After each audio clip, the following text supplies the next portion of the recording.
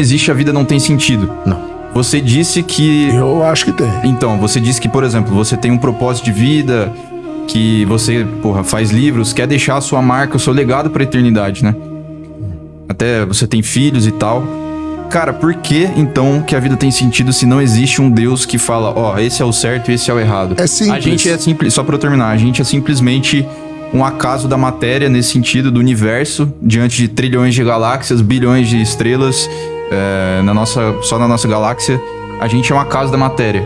Por que isso tem sentido? Então, essa história de que a gente é um acaso da matéria é outra coisa que daria outro podcast de 4 horas. Eu não acredito no acaso, né? Eu acredito nas leis naturais e eu acredito que a vida é uma constante no universo. Existem já 1 trilhão, no universo observável, 1 trilhão de galáxias, cada uma contendo de 50 a 400 bilhões de estrelas, com trilhões de planetas, né? Então, agora, vida inteligente, vida que comunica, aí é outra história. Mas eu acho que, dadas as proporções do universo, né, é muito improvável que exista vida só aqui. Então, eu acho que as leis naturais, ela é rara. Ok. E aí existe vários teóricos que vão falar sobre isso, né? Então tem o paradoxo de Fermi, depois vai ter Nicolau Kardashev e uma série de outros que vão falar sobre isso. Depois a gente pode em outro podcast falar sobre isso, que é bem legal. Agora, os estoicos, sobretudo os estoicos romanos, eles tinham uma frase que eles diziam o seguinte: ache algo pelo qual morreria, que é a mesma razão pelo qual você tem de viver. Entende? Então, a palavra sentido, ela tem 2 sentidos, certo? Primeiro, o sentido de direção. Então, se estamos no ônibus indo para o Rio de Janeiro, estamos todos sentido Rio de Janeiro.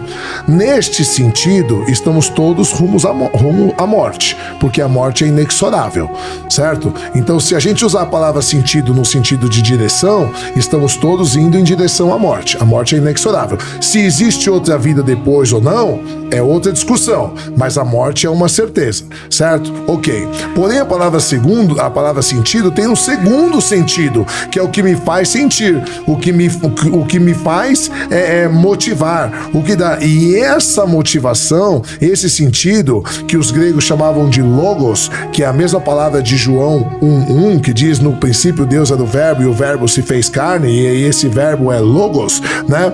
Que também pode ser traduzido por sentido. Esse sentido, ele é subjetivo, ele é pessoal de cada um.